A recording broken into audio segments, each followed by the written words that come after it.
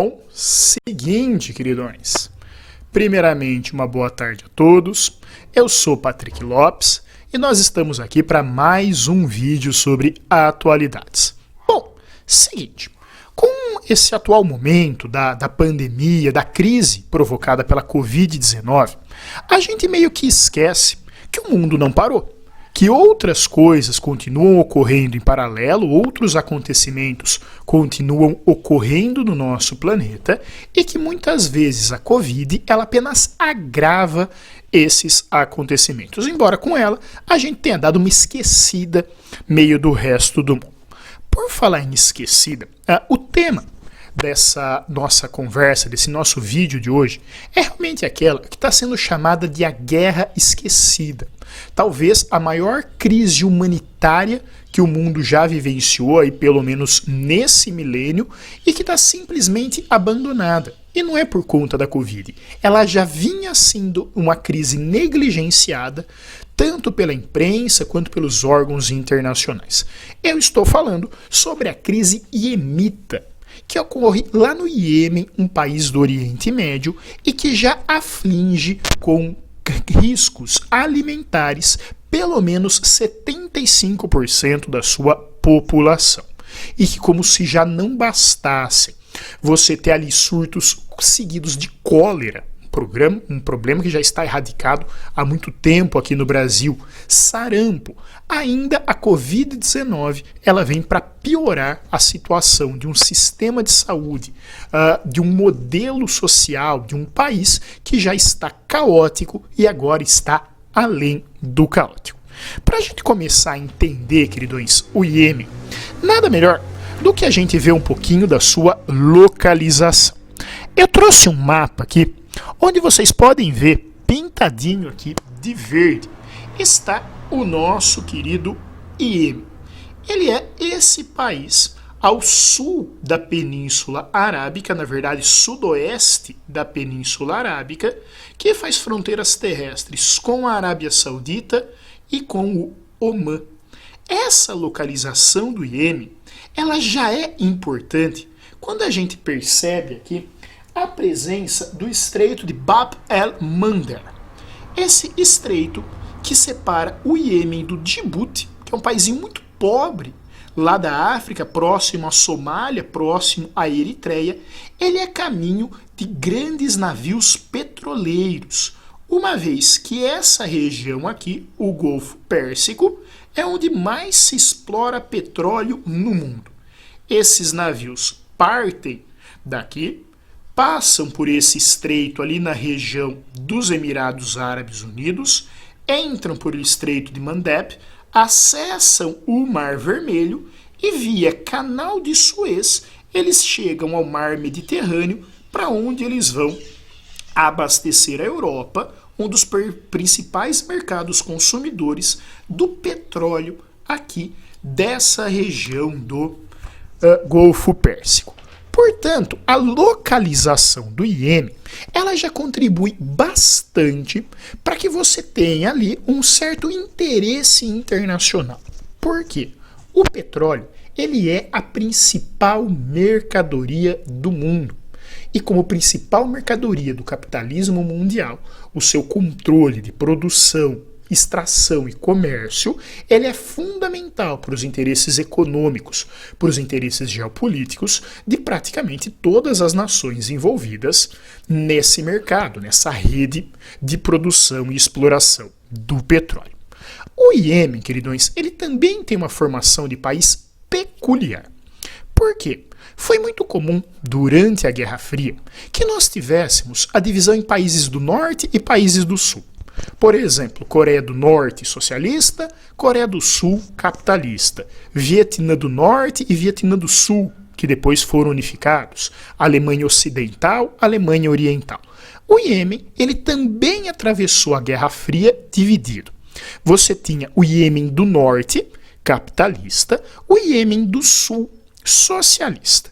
Mas ali, no único país árabe, o único país socialista e árabe do Oriente Médio, nós não tivemos grandes problemas. A reunificação do país, ela foi de certa forma pacífica. Por quê? A população se concentrava basicamente no norte e o norte do país conseguiu controlar todo esse processo, criando o Iêmen unificado, que passou a ser governado pelo Saleh, que já era presidente lá do Iêmen do Norte desde 1978. O Saleh, ele era um político ditatorial, um político autocrata, que centrava em si muitos poderes. E qual era a manutenção desse poder do Saleh?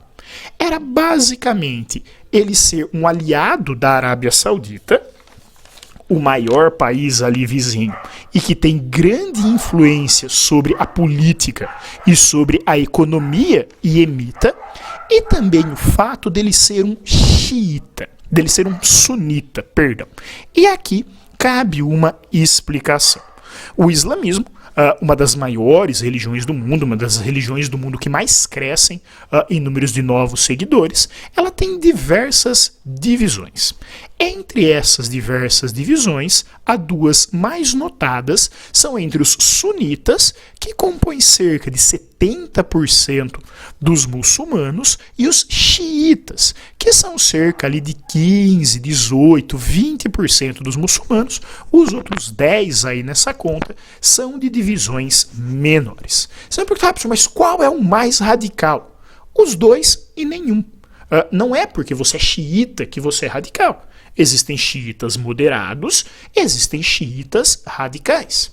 Não é porque você é sunita que você é radical. Existem sunitas moderados e existem sunitas radicais.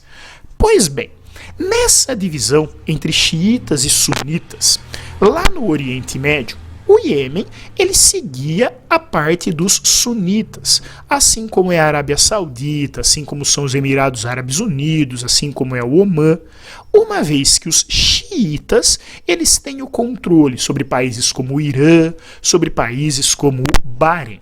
Pois bem, aqui também está um ponto de divisão. Xiitas e sunitas, eles têm no Oriente Médio essas duas grandes lideranças. O Irã, aqui destacado em rosa no nosso mapa, que busca o controle do Oriente Médio através dos xiitas, e a Arábia Saudita, destacada aqui em amarelo, que busca o controle do Oriente Médio pelos sunitas. Pois bem, esse governo do Saleh, ele mantinha esse poder. As coisas no Iêmen, queridões, elas começam a se complicar a partir da Guerra do Golfo, lá em 1990. A Guerra do Golfo, para quem não está lembrado, a Guerra do Golfo, para quem não era nascido, foi um conflito que começou quando o Iraque, do sunita Saddam Hussein, invadiu o Kuwait, também de um governo sunita. Os Estados Unidos, ele então criou uma coalizão de países ali no Oriente Médio para invadir o Iraque e obrigar a desocupação do Kuwait. Acontece que o Iêmen não quis participar dessa coalizão. Ele não quis entrar, ele tinha acabado de se unificar. O Iêmen se unifica em 90, essa guerra ocorre em 91. Em retaliação, a Arábia Saudita expulsa do seu território mais de 1 milhão de trabalhadores iemitas. Esses trabalhadores regressos ao Iêmen fazem com que a sua população aumente rapidamente, em torno de 8, 10%, e que a arrecadação do seu PIB caia muito. Por quê? Parte do dinheiro que circulava no Iêmen vinha desses trabalhadores que estavam na Arábia Saudita e enviavam recursos para suas famílias. Pois bem, o Iêmen passa então a viver com essa realidade. Logo em seguida, ali por meados dos anos 90, descobre-se petróleo, importantes jazidas de petróleo, sobretudo no sul do país, o que faz renascer uma tentativa de uma nova independência do sul, que agora ele se vê com possibilidades de ficar livre ali dos políticos do norte. Então você já começa a ter os primeiros problemas ali de representatividade do Salé. Além do mais, queridões, o Salé, ele começa a lidar com alguns grupos xiitas radicais chamados de zaidistas. Esses zaidistas, em parte já apoiados pelo Irã, eles desejavam a deposição do governo do Salé e a instalação de um governo ligado à forma como eles pensavam o mundo, ligados, portanto, ao movimento xiita. Esses zaidistas, eles eram liderados pelo nosso querido Houthi. O Houthi, ele foi assassinado em 2004 por tropas do Iêmen e da Arábia Saudita. E desde então, esse movimento se radicaliza ainda mais. Mas claro, ele começa com um movimento tímido que estava esperando um momento para tentar qualquer coisa sobre o governo do Salé. Esse momento começa a clarear quando em 2010, finzinho de 2010 para começar 2011, começa aquele evento que ficou conhecido como Primavera Árabe. Uma série de levantes promovidos pela juventude de países árabes, que se inicia lá na Tunísia, passa pelo Marrocos, pelo Egito, pela Líbia no norte da África e chega até o Oriente Médio. No Oriente Médio, queridões, a Primavera Árabe, ela não tem os mesmos efeitos que ela teve no norte da África. Lá no norte da África, ela derrubou governantes. Ela derrubou esses ditadores que estavam há anos no poder. No Oriente Médio, ela modificou poucas coisas. O que mais a gente ouve falar é sobre o problema na Síria. Mas aparentemente a Síria já está resolvida, o Bashar al-Assad se manteve no poder. E esses ventos revolucionários da Primavera Árabe chegam até o Iêmen. Então, olha o cenário que a gente passa a ter no país. Um país pobre, com altos índices de desemprego, onde o governo começa a ser considerado um governo cleptocrata. O que é um governo cleptocrata? É um governo de ladrões. É assim que passa a ser considerado o governo do Iêmen, que se apoiava no nepotismo e na busca de lideranças de chefes tribais locais. Nesse cenário, você tem um movimento promovido pela juventude que queria mais possibilidades, que queria mais perspectivas de futuro, e os zahadistas, agora mudados para Houthis, eles passam a ganhar terreno, eles passam a se estabelecer como uma alternativa a esse poder. Paralelamente a isso, começam a ocorrer conflitos no interior do país. Há um vácuo de poder. E esse vácuo do poder, ele começa a ser preenchido em território iemita por membros do Estado Islâmico, que queria ali instalar o seu califado, e por membros da Al-Qaeda, refugiados tanto das batalhas do Iraque quanto ali do Chifre da África, que também buscavam um espaço para aprimorar o seu reinado, para instalar ali as suas ideias de governança. No meio disso tudo, inicia-se no Iêmen uma guerra civil. De um lado, nós tínhamos o governo do Salé, apoiado oficialmente pela Arábia Saudita. Do outro, nós tínhamos principalmente os rebeldes Houthis, que eram informalmente apoiados pelo Irã. Naquele vai, não vai, naquela instabilidade que estava se formando, a Arábia Saudita, os Emirados Árabes, o próprio Bahrein, conseguem costurar um acordo em que o Salé renunciaria ao poder em troca de imunidade para ele e para sua família e refúgio na Arábia Saudita. Pois bem, o Salé renuncia. Essa imunidade vem. Mas quem assume é o seu vice-presidente, o Sadi, que não era tão adepto do Saleh assim. O Saadi, ele recebe o poder e ele passa a atacar os Houthis de forma ainda mais contundente, buscando de fato exterminar esses Houthis, e ele passa a ter o apoio dos separativistas do sul para atacar esses Houthis que estavam ao norte. Então, em uma guinada, os Houthis procuram o Saleh se alia aos Houthis, ele retorna para o Iêmen, esses Houthis tomam a capital do Iêmen, a cidade de Sa'aná. O Saadi, que era o atual presidente, então, ele é obrigado a fugir para Aden, enquanto a cidade é cercada e ocupada pelos rebeldes, que passam a reconhecer o Saleh, que antes era o seu inimigo, como seu governante.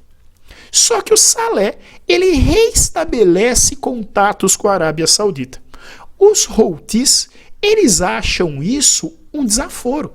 Eles acham isso uma traição. Então o Saleh e o seu filho, que estava sendo programado para ser o seu sucessor, são assassinados a tiros pelos rebeldes Houthis. Quando acontece isso, queridões, a Arábia Saudita entra definitivamente na guerra. Ela passa a bombardear a capital do Iêmen, a cidade de Sada, tentando diminuir a força desses rebeldes.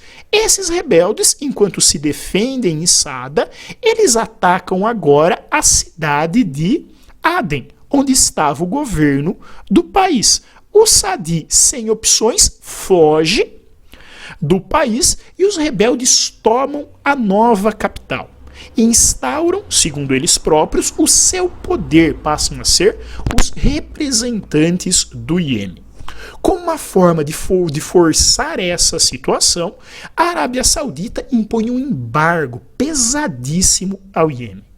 Não se podia mais chegar remédios, não se podiam mais chegar medicamentos, não se podiam mais chegar alimentos, tudo isso para tentar enfraquecer esses rebeldes.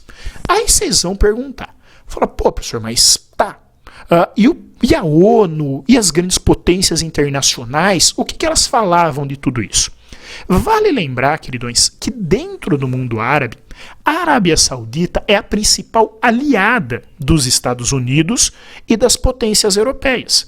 Então, em nenhum momento eles recriminaram a Arábia Saudita para que isso não ocorresse. Falaram, professor, tudo bem, mas eles não foram atacar os rebeldes? Aí entra um outro problema. Paralelamente a isso, estava ocorrendo a Guerra Civil da Síria, onde a Rússia estava tendo uma grande participação na manutenção do regime do Bashar al-Assad e o Irã era o principal aliado da Rússia no conflito da Síria. Como o Irã também era um aliado desses rebeldes Houthis, a Rússia segurava lá no Conselho de Segurança da ONU toda e qualquer tentativa de você combater esses rebeldes Houthis. Então você mantém, a partir de 2015 principalmente, o Iêmen nessa penumbra, nessas trevas, onde a gente chega naqueles dados que eu falei para vocês. A gente vai ter 90% da população sem acesso à rede elétrica, a gente vai ter 75% da população com riscos alimentares, porque o Iêmen é um país deserto, ele não consegue produzir a sua própria comida. Acredita-se que pelo menos metade das crianças do Iêmen, devido à subnutrição, já tenham problemas permanentes de crescimento e desenvolvimento. Então já estava instalada uma tragédia no país. Em um país nesse caos, esse país não funcional que o Iêmen estava se tornando, a rede de saúde colapsa.